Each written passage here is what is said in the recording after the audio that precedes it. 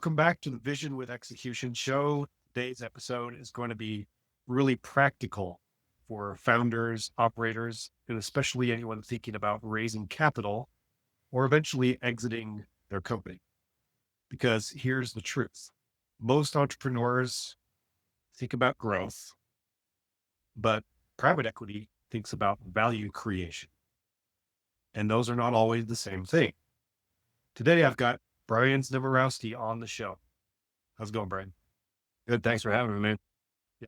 Brian has worked inside private equity backed companies focused on operational infrastructure, EBITDA expansion, and ultimately increasing exit multiples, which is what we all want to do if we're looking to exit the highest multiple possible. So today we're talking about what actually drives valuation and where companies quietly destroy it without even realizing. So Brian, I do want to zoom in on healthcare specifically for a minute, benefits type of healthcare, because the healthcare industry is such a unique animal. Reimbursement complexity, revenue cycle challenges, staffing pressure, compliance risk, and yet private equity is pouring money into that space right now. So let's take some multi-location clinics just as an example case study. When you look at those multi-location clinics, private equity-backed platforms, specialty groups, where do you typically see the biggest operational blind spots? And where does value creation actually move the needle fastest in healthcare? Yeah, that's a good question. So right now, from a private equity investment perspective, they want companies that are performing, obviously. They have to be financially sound and need to be a sound investment. And the way that you get to that is through excellent work with whatever it is that you're trying to accomplish. Right. But at some point, you have to recognize that you yourself, as the founder and the leadership team, can't do all of the stuff that needs to be done to get the job done. So you have to invest in your people programs to get there. And one of the most significant findings and pushes that's in private equity right now is those organizations want to invest in places that have good people practices and take care of their people. The war on talent right now is extraordinary. And if you put what the status of the job market is aside for a second, if you are able to attract good quality people to work for you and you can retain those people and demonstrate that you have long tenured folks on your team, that ultimately demonstrates that you take care of those people as you should from a leadership perspective. So when an organization is trying to figure out what can I do to boost my value, taking care of your people is absolutely a way to do that. And for whatever reason, I feel like that does not get the amount of radio play that it should, specifically in the insurance industry. Yeah, that's interesting. I actually read a report, the jobs report. You mentioned that specifically. The one sector that's growing is actually healthcare in all the areas that they track in those jobs categories. Healthcare was just growing massively. And I don't know the driving force behind that personally, but I could guess. But what are your thoughts on that?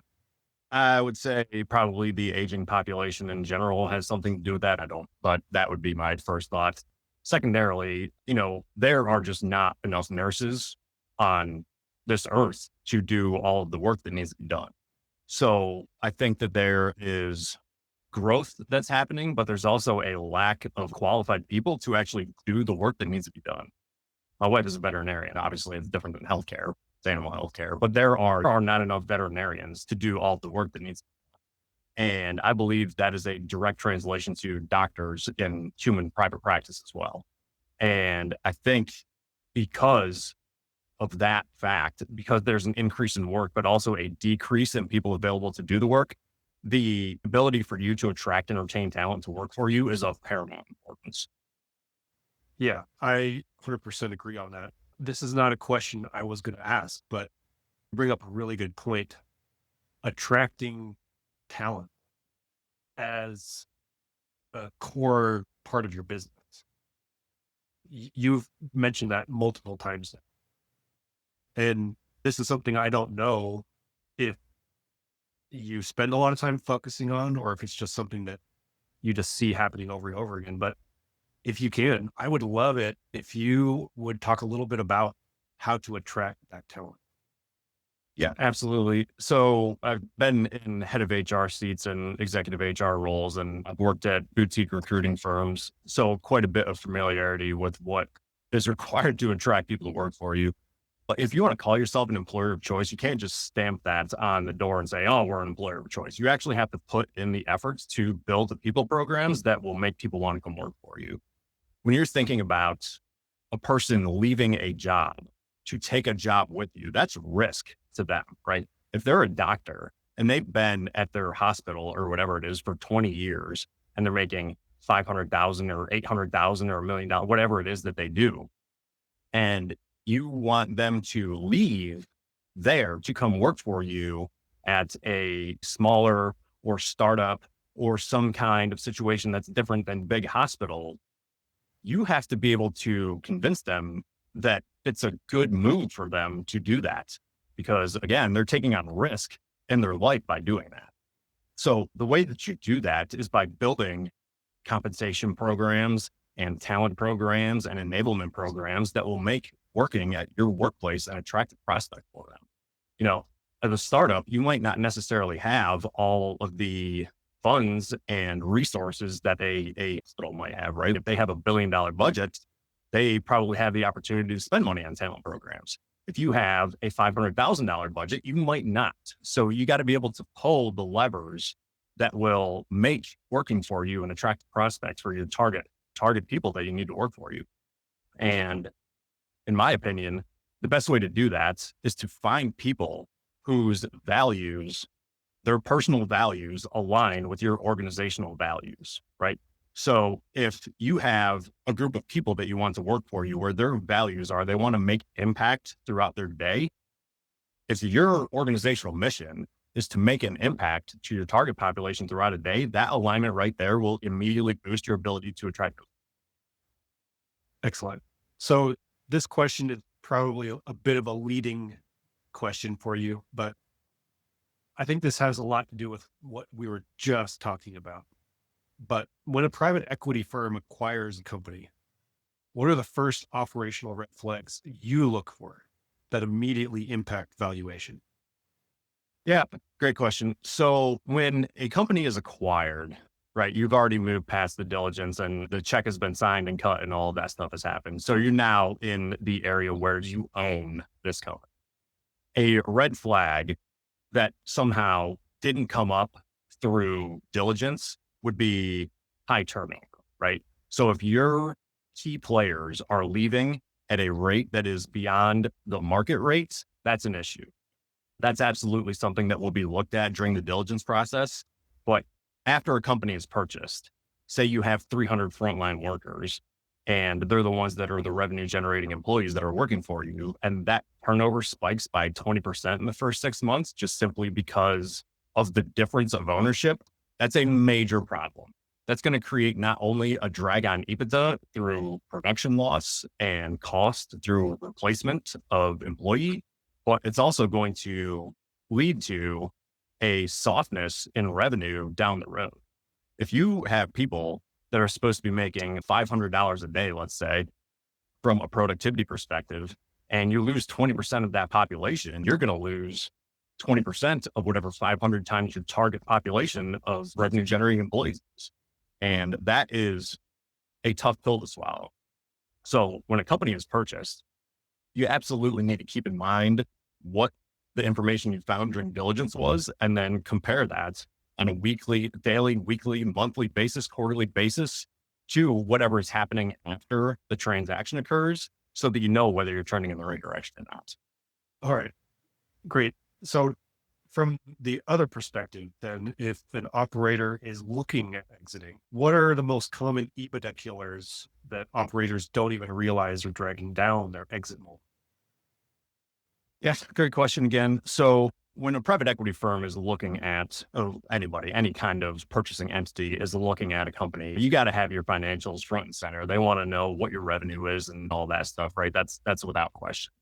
The I don't want to say secondary or less important, but the things that they want to understand is, are your revenue generating employees remaining in their jobs? Are they happy, right? Happy is not a great way to phrase it. Are they set up for success?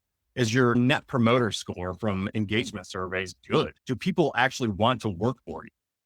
Those are the things that are going to be asked. And as an owner, if you say, well, of course, my people working for me, that's an answer.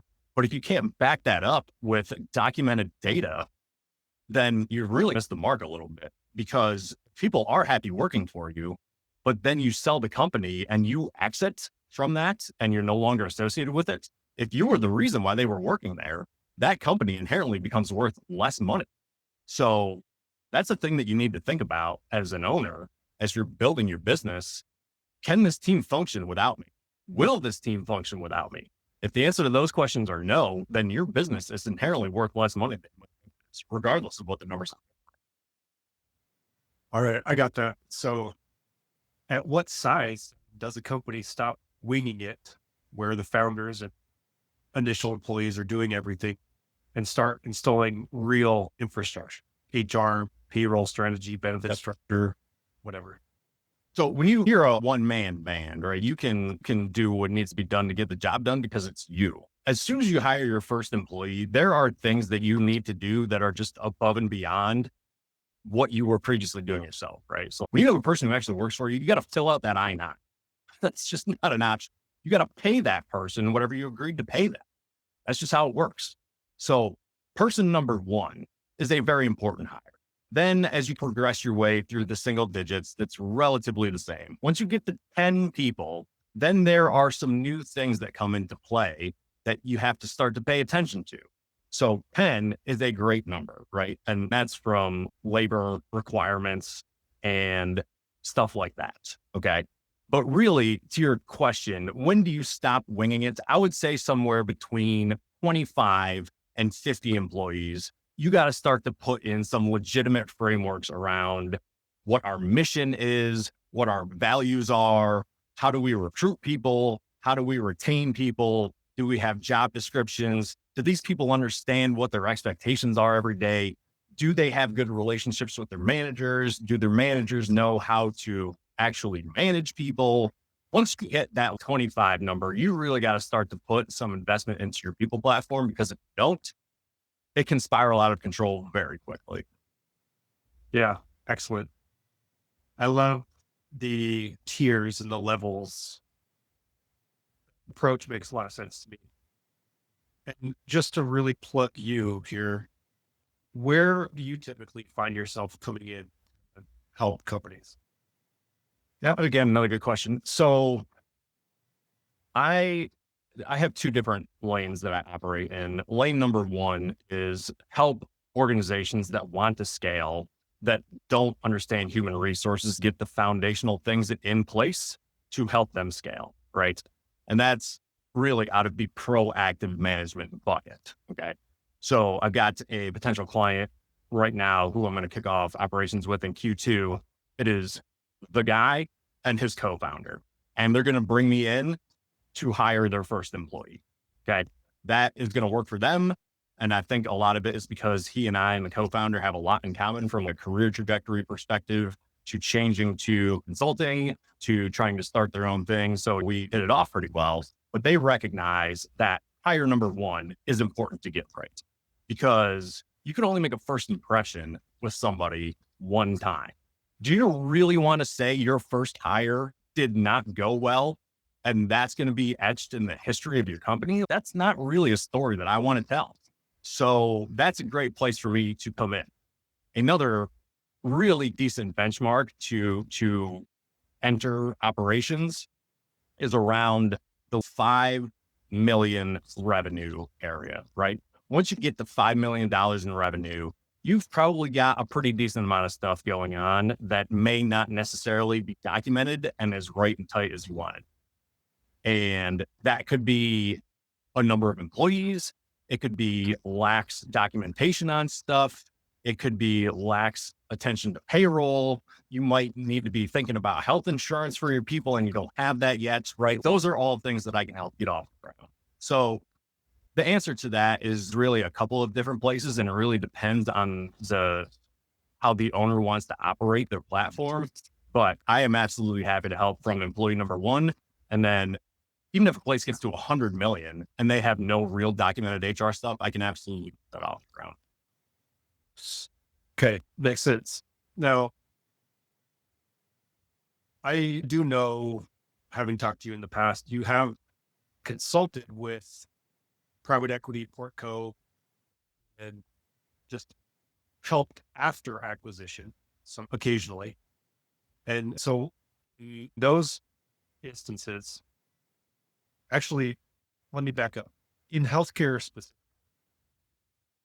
where do you typically see the biggest operational blind spots in multi-location or private equity backed clinic platforms?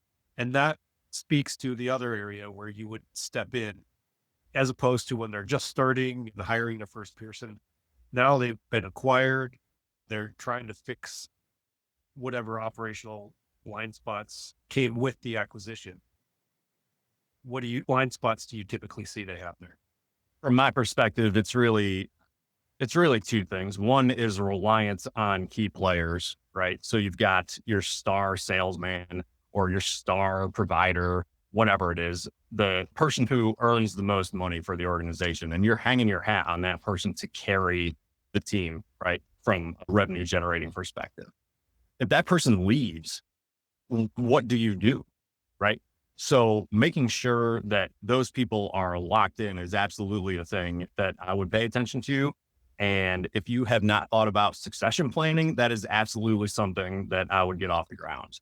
And succession planning is basically, all right, our CFO leaves. Do we have a person internally that can step into that role, or do we have to go externally to the market to find somebody who can do that role? If you haven't thought about succession planning, you absolutely need to do that, because if you have 5 doctors and then all of a sudden something happens and 3 of your 5 doctors leave, now you've lost 60% of your medical staff. That is going to be a terrible situation for you. And we talked about earlier, it's not exactly throwing a rock out the window to convince a doctor to come work for you. So if you haven't put in the time to think about what happens if our key players leave, you absolutely need to do that. And that is absolutely a thing that will be done post sale, whether you want it to happen or not. And the reality is, if you do have a succession plan pulled together, when it comes to actually sell the business, that will boost your multiple, because people will recognize that you've actually thought through what would need to be required to keep this business afloat if my key players leave. That's a huge feather in your cap. That's awesome. That's a fairly straightforward suggestion, but I love the fact that you have experience to know that it actually has that big of an impact on exit multiple. So great advice. I love that.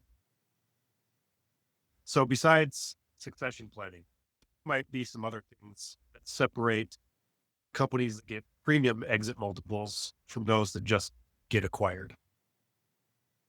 Yeah.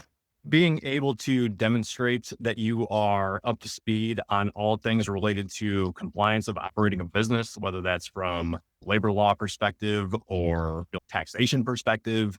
If you can clearly document that you have audited those kinds of things over the last year or two, that will absolutely demonstrate to the people that are getting ready to buy your business that you care about things that are underneath the hood. Again, if you're operating a company that's making $100 million, that's great. But if you've got $80 million of risk on the books, that is absolutely going to drive down the sale price of your organization. No question about it, right? So when you think about risk of operating a business, there's always going to be risk. If you want no risk, then you shouldn't operate a business. But in the name of risk containment, if you can do that effectively, that will demonstrate that you actually care about more than just the top line revenue and what your take home is. Those things are the differentiators, right? And I've seen it from inside. There are widely various levels of that. Okay. And I can speak from experience that the places that have that stuff locked down are absolutely the places that benefit the most from that at time of sale. I love that. And Where do you see most portfolio companies leaving money on the table right now? Yeah, another good question. I think really capacity to do all of the work that is available is one of the biggest things that's going on right now. And that isn't necessarily quite a quality of earnings review. You're not looking at financial statements to figure out whether the money we're making is good or not. Any money that you make is good. The question is, are we doing the best that we can with what we have? Right. So say you have an electrician shop that's got 5 employees and those 5 people are making, I don't know, $1 million in top line revenue for the year, right? So that maths out to 200 grand a person or whatever it is. Okay, great. You're booked out 30 days on work and that's cool. So you've got to schedule a month ahead of time. Okay, great. But what if those people, instead of doing what they're doing by just simply helping them be more successful, could be making $400,000 instead of $200,000? Then you can add more people and your quality of earnings from the workforce perspective actually goes up quite a bit, which boosts top line revenue, which trickles down to EBITDA, which ultimately makes your sale price much more attractive, right? That makes your company more attractive to boost your multiple at exit. So the capacity to do work, your actual revenue generating employees, do you know that they are doing all that they could be doing? That is an incredible question. For whatever reason, does not get asked nearly enough, right? And I think the places that understand, yes, we have these people at a great level versus we don't know if they could be doing more. That answer to that question right there is a game changer for people trying to sell their business. So beyond just asking the question, could they be doing more? What would be one thing that you would implement to sort of accelerate employees' ability to be doing more? Is there a program or a plan or a structure that you've seen work or that you like to use? Yeah. So you don't necessarily have to do a full engagement survey to get this information, though that's a great way to document some of this stuff. But ask these people who are doing this stuff if they have what they need to do their job. There is a shocking number of them that will say, no, I do not have what I need to do this job. And they are just simply doing the best they can with what they have. That will probably blow the minds of a bunch of people that are listening to this. Because if they've never asked that before, and then they start to ask that question and realize, oh my God, we might not have all of the stuff that we need to do the best we can. Then once you can start to invest in those things, that investment comes back tenfold, 100-fold, whatever it is, right? The person needs a GPS device to get from worksite A to worksite B. They don't have that. And it takes them 2 hours longer or an hour longer to get there. That's lost production time. If you invest in the $500 GPS, I guarantee you the 2 hours a day that you're going to get back in production value is going to very quickly pay for and then return on a large multiple the ability for that person to produce money. And for whatever reason, places don't really think about that stuff. Yeah, I would agree. When I was working in a corporate office, I don't think I ever got asked once, what do you need to feel you can do your job better? It's amazing. I don't know why that question isn't asked to the people who are actually making the money for the place, but it is just a rarity. And that's just the reality of the situation. Once you start to think about that stuff from an ownership perspective, that will absolutely boost your ability to make top line and then trickle down to EBITDA and ultimately boost your sale. That's all there is to it. Yeah, I like that. And it sounds very simple. And those are usually the things that have the biggest impact. By small and simple things are great things brought to pass, as it says in the scriptures. So, real quick, before we end here, do you have your favorite way or to engage with new clients? What's a call to action for anybody listening who wants to just start working with you or connect with you or do whatever? What's your ask? That's a great question. I appreciate that. I love helping other people get better at what they do. That's one of the main things that gets me out of bed in the morning. That was the case when I was sitting in the VP of HR seat or the director of HR seat. always wanted to impart my knowledge and experience on the team and business, ultimately on a wider lens to help move it forward as best I could. That is also really a driving factor behind why I do what I do now. I want to help places that want to grow and build their own business get better at it. So how do we do that? I love having the conversation that we initially had. What can I do to help you? And how can you help me? And let's talk about that. And if we align, then let's move forward together. And now we have a great partnership. And that's what I ultimately want to do for the clients that I engage with. If a person tells me they made $2 million last year and they want to make $10 million in the next 3 years, like, okay, that's cool. Do you know how to do that? Have you done that before? Do you know what it takes to hire people to work for you? Have you ever managed anybody before?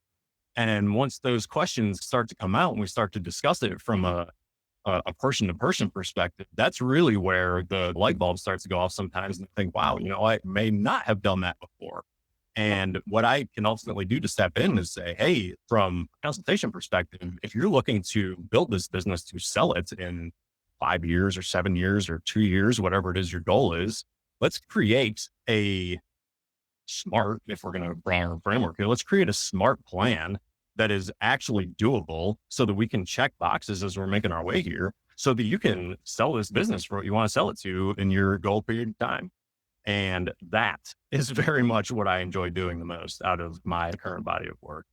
So for anybody that wants to engage with me on that, absolutely reach out to me on LinkedIn, email, whatever the situation is. I'd be happy to talk to you about what you're currently doing, what you think might be going well, what you think might need a little bit of help, and start to strategize around how we can attack those things together. Nice. I'll put your LinkedIn handle in the episode description. So yeah, great chatting with you today, Brian. We're out of time. So this has been an episode of the Vision with Execution show. Brian Znamirowski, myself, Adam Torkelson, had a great chat about exit multiples, HR, and people.